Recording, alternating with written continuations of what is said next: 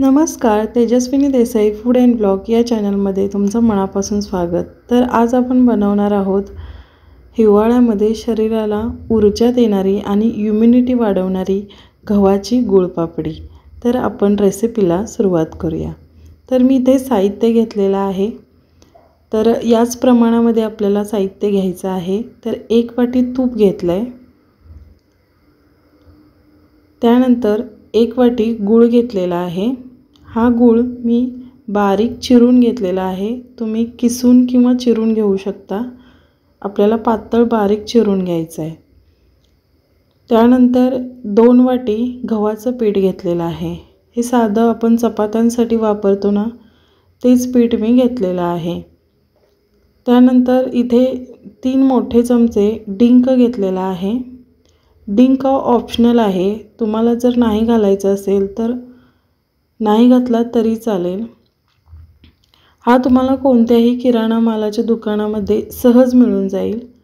तर आधी आपल्याला हा डिंक मिक्सरमध्ये बारीक वाटून घ्यायचा आहे। एकदम बारीक ही पेस्ट करायची नाही, थोडंसं म्हणजे रवाळ टेक्स्चर ठेवायचं। त्यानंतर आधी आपण एक तयारी करून घेणार आहोत। तर ताटाला ज्या ह्याच्यामध्ये आपल्याला वड्या पाडायच्या आहेत, ताट किंवा तुम्ही ट्रे घेऊ शकता, तर त्याला आधी तूप लावून घ्यायचं। आधीच हे काम करून घ्यायचं म्हणजे पटकन नंतर गडबड होत नाही। तर एका कढईमध्ये जाड बुडाची कढई आपल्याला घ्यायची आहे। तर जाड बुडाच्या कढईमध्ये 1 कप तूप घालायचं आहे।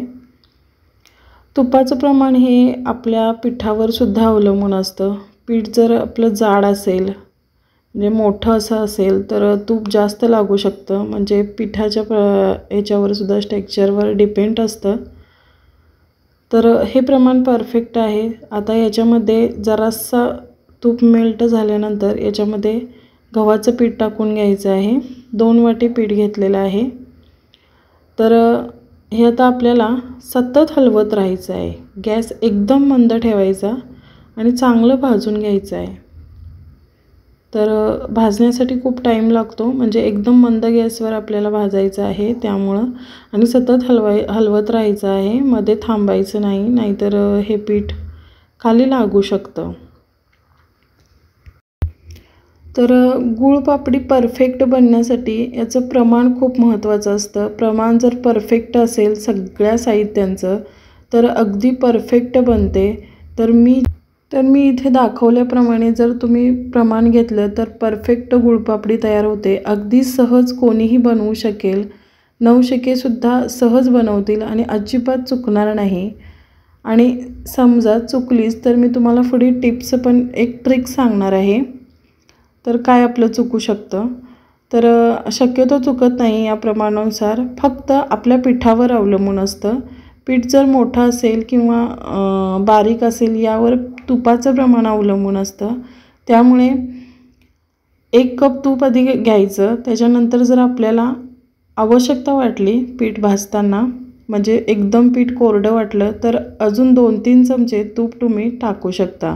मी जसं पीठ घेतलेलं आहे हे बारीक आहे, त्यानुसार जर घेतलं तर 1 वाटी तुपाचं प्रमाण परफेक्ट बसतं।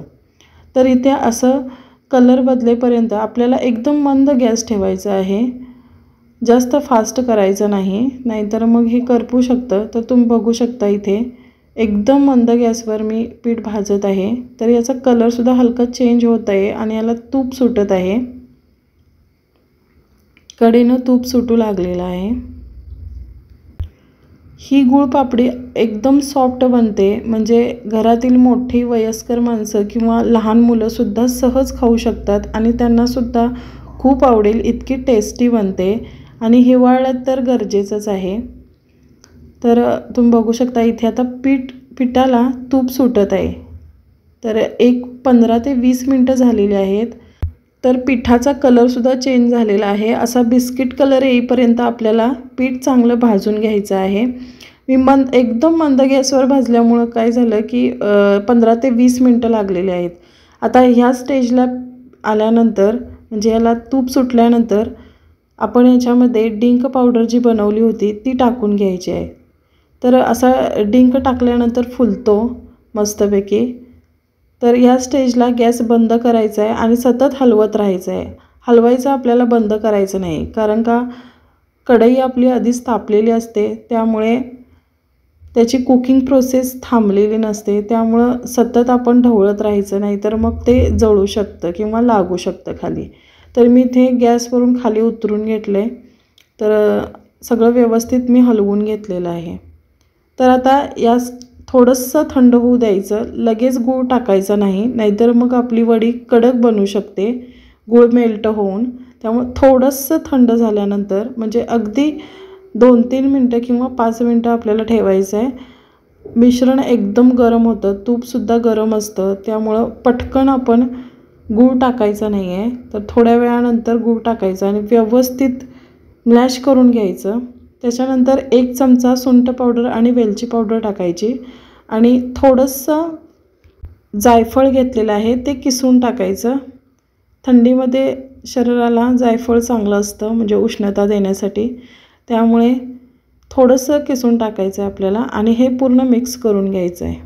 जर या स्टेजला किंवा याच्या आधी मिश्रण एकदम कोरडं वाटलं तुम्हाला, ह्या प्रमाणात जर घेतलं तर अजिबात होत नाहीच. पण समजा चुकलंच तर तुम्ही थोडंसं दूध शिंपडू शकता आणि त्या कन्सिस्टन्सीला तुम्ही हे मिश्रण आणू शकता. तर माझं हे परफेक्ट झालेलं आहे, तुम्ही बघू शकता.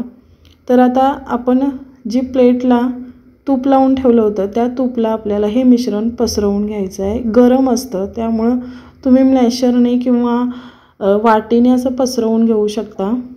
तुम्ही बघू शकता इथे असं सपाट बुडाच्या वाटीने व्यवस्थित पसरवून घ्यायचं आहे. जास्त पातळही ठेवायचं नाही आणि जाडही करायचं नाही. तर आपल्याला व्यवस्थित असं पसरवून घ्यायचं आहे. त्याआधी तुम्हाला एक विनंती आहे, तुम्ही माझ्या चॅनलला जर सबस्क्राईब केलं नसेल तर प्लीज सबस्क्राईब करा. सबस्क्राईब करणं पूर्णपणे फुकट आहे. त्यामुळे काय होईल, ज्यावेळी मी व्हिडिओ अपलोड करेल तर त्याचं नोटिफिकेशन तुम्हाला मिळेल आणि माझे व्हिडिओ तुम्हाला बघता येतील. आणि सबस्क्राईब केलं असेल तर व्हिडिओला एक लाईक नक्की करा. तर आता हे पसरवून झालेलं आहे, तुम्ही बघू शकता इथे व्यवस्थित पसरवून घ्यायचं. तर आता हे आपल्याला 5 ते 10 मिनटं असं ठेवून द्यायचं आहे. तर 5 ते 10 मिनटानंतर थोडंसं सेट होतं आणि त्यावेळी आपल्याला याच्या वड्या पाडून घ्यायच्या आहेत. तुम्ही याच्यामध्ये ड्रायफ्रूटसुद्धा टाकू शकता तुमच्या आवडीनुसार. तर मी इथे प्लेनच बनवलेलं आहे. तर तुम्ही कोणत्याही शेपमध्ये वड्या पाडू शकता, डायमंड किंवा चौकोनी. तर अगदी छान होते आणि घरातील उपलब्ध साहित्यांमध्ये इतकी टेस्टी गुळपापडी तयार होते, बघू शकता इथे. आता हे आपल्याला एक अर्धा तास ठेवायचं आहे सेट होण्यासाठी. तर अर्धा तास झालेला आहे. तुम्ही थोडा वेळ फ्रीजमध्ये सुद्धा ठेवू शकता, पण मी बाहेरच अर्धा तास ठेवलं होतं. तर मस्तपैकी सेट झालेला आहे. आता ह्याच्या आपण वड्या काढून घेऊयात. तुम्ही याचा कलरसुद्धा बघू शकता आणि डिंक टाकल्यामुळे एकदम असा कुरकुरीतपणा येतो. तर डिंक ऑप्शनल आहे, तुम्हाला जर टाकायचं नसेल तर तुम्ही टाकला नाही तरी चालेल. बघू शकता मस्त अशी वडी तयार झालेली आहे. मस्त टेक्स्चर आलेलं आहे आणि एकदम मऊसूत, तोंडात टाकतात विरघळते अशी तयार होते. लहान मुलंसुद्धा सहज खाऊ शकतात आणि शरीरासाठी तर खूपच फायदेशीर आहे. तर तुम्ही बघू शकता मस्त अशी तयार झालेली आहे. तर तुम्हाला मी तोडून पण दाखवते एक. तर बघा ही वडी किती सॉफ्ट झाली आहे आणि त्याचं टेक्स्चर बघा तुम्ही. अगदी तोंडात टाकता क्षणी विरघळते आणि मस्त खाण्यासाठी पण खूपच टेस्टी आणि हेल्दी, इम्युनिटी वाढवणारी. रोज आपण एक खाली तर खूपच फायदेशीर, लहान मुलांसाठी सुद्धा आणि मोठ्यांसाठी सुद्धा. तर ही वडी हवाबंद डब्यामध्ये 1 महिना सहज टिकते. तर ही रेसिपी तुम्हाला कशी वाटली कमेंटमध्ये नक्की सांगा. भेटूया एका नवीन रेसिपीसोबत.